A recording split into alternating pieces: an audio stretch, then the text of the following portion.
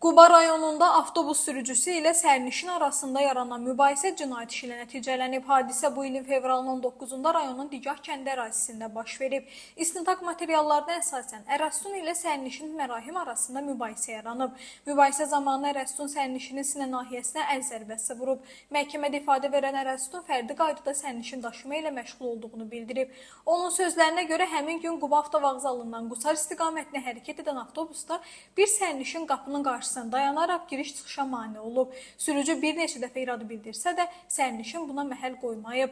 Ərəstun qeyd edib ki, Digah kəndində sərnişin dayanacaqdan kənarda düşmək istədiyi üçün aralarında kobud danışıq yaranıb. Daha sonra avtobusdan düşərək onunla söhbət etmək istəyib. Lakin mübahisə böyüyüb və əsəbləşərək sərnişinin sinəsinə zərbə vurub. Təqsirləndirilən şəxs məhkəmədə zərər çəkmişlə barışdığını və işə xitam verilməsini xahiş etdiyini bildirib.